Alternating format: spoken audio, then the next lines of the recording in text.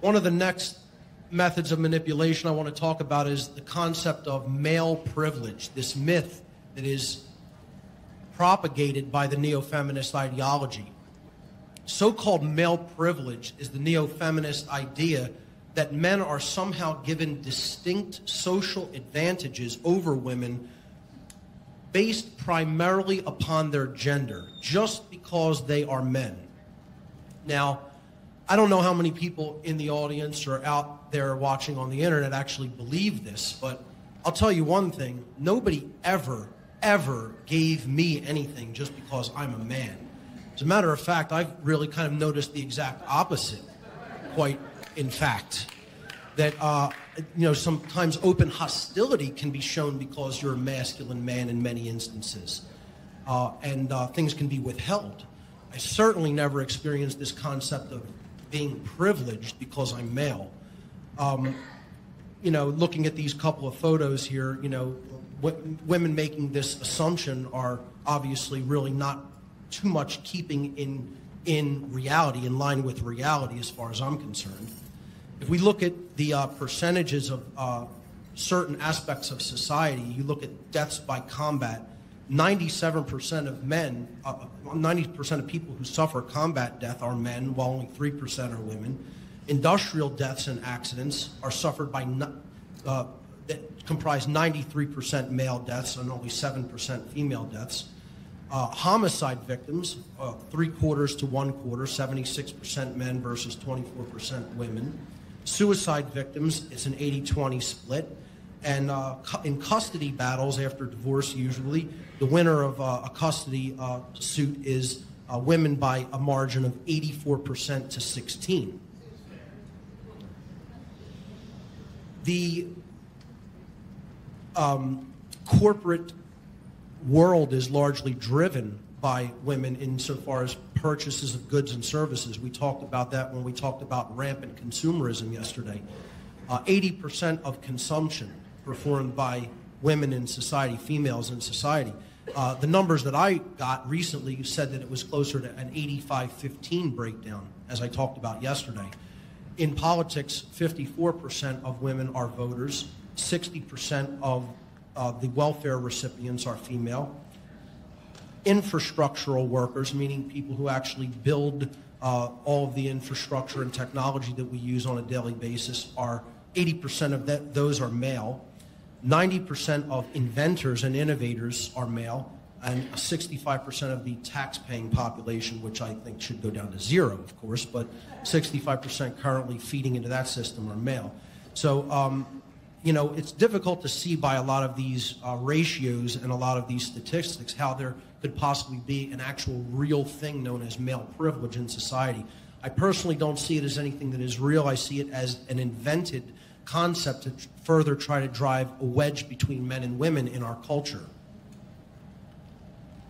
Women and order followers. This is another huge dynamic that has to be understood when it comes to the neo-feminism agenda and the conditioned state of many inauthentic females. Most order followers are men. This is what I talked about last year at the conference, okay? Order followers and the destruction of the sacred feminine within themselves. Order-following men are the creators, the boots-on-the-ground creators of what I call the dark New World Order, the system of human enslavement, because they're the ones who are actually doing the coercive action and the immoral, violent behavior against other human beings. But women consistently support dominators and order followers throughout their entire careers and lives. How many women support what these dominators and order followers do? I mean, they have mothers who support them and say that they're proud of their jobs and professions. They have sisters, they have wives, they have daughters. And these women in their lives continuously support them. Now, how many of their wives, mothers, sisters, or daughters would continue to sanction the behaviors of order-following men if they were to wake up to the agenda that they're being used for and what they're actually being used to create, the type of slavery system that they're being employed to create?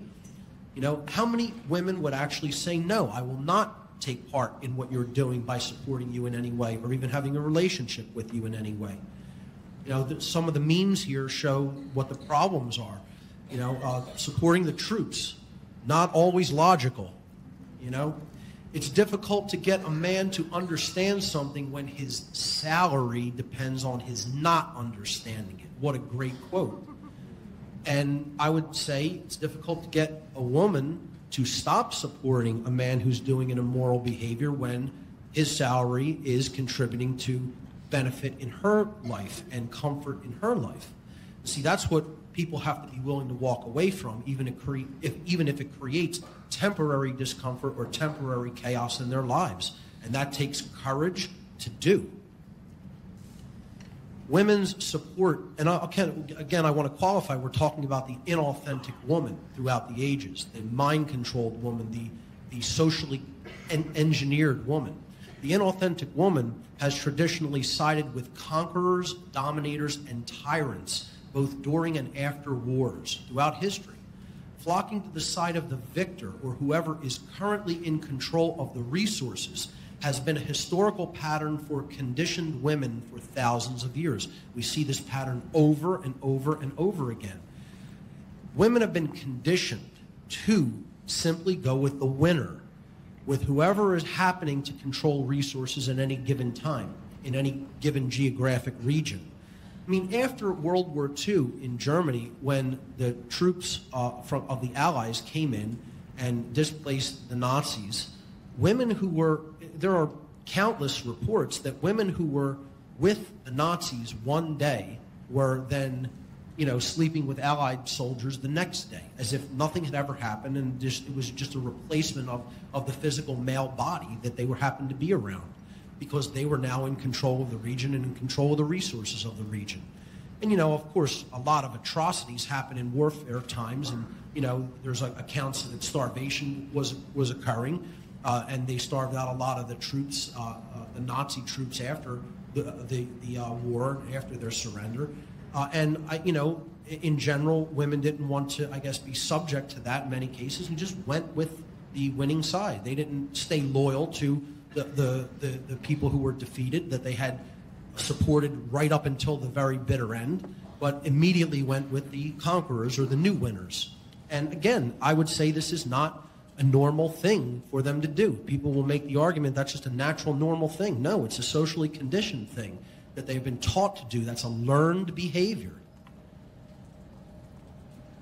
Androgyny is one of the other main attacks of neo-feminism. It's a methodology to destabilize a population. Another tactic of neo-feminism, eugenics, is the deliberate androgenization of society. Androgenization slowly homogenizes and gradually erodes the distinctiveness of both genders, of both male and female. When genders and gender roles become skewed and blended, strong men and strong women sharing cohesive familial bonds become an endangered species. As a result of that breakdown of the familial dynamic between men and women, society becomes weakened at a very fundamental level. And why is that? You know, and again, this is not an attack on any alternative sexualities out there, okay? I want to make that very clear. This is explaining that the vast majority of human sexual interaction is between men and women, and when you androgynize that, or you gradually erode the distinctiveness between the genders, and you're breaking down that familial bond that they can create together, you're weakening a society, because you are ultimately going to create not only a divide between man and woman, but a divide between parents and children as a result of that breakdown, of that familial breakdown. So then that translates down to the next generation, especially when it comes to good parenting in many cases. Hand in hand with androgenization is the feminization of the male gender, okay? So we see the metrosexual in society, and we see what is now known as the lumbersexual. Let me explain the lumbersexual to people, okay? The lumbersexual is the type of man who really doesn't have inherent masculine traits, but wants to portray them anyway, wants to fake them or feign them. So he'll dress up like a, quote, real man might look, or a masculine man might look, a genuine man. And, this is a trend going around in hipster culture right now for people who are familiar with it. The lumber sexuals are all over my neighborhood in South Philadelphia, everywhere. This meme says, "I'm so glad I don't have to actually hunt. I have no fucking clue where gluten-free tacos live." I mean, it's comical. It's funny, but it's true. It's like, we're seeing this proxy of trying to be a man, not the real thing. And again, I'm not saying everybody has to be Mr. Macho. Don't twist my words or take it to an extreme that I'm not saying. Saying, there is such a thing as genuine masculinity. And, instead of embracing that, most men are becoming overly feminized. This is, again, part of the agenda through food, through medication, through things in the water supply and in the air. It's basically depleting testosterone levels in men, as I talked about yesterday, and creating this effeminized male who then is trying to overcompensate by looking masculine, even though he doesn't actually have those characteristics within him. And, women are being conditioned to be attracted to that type of emasculated male as well.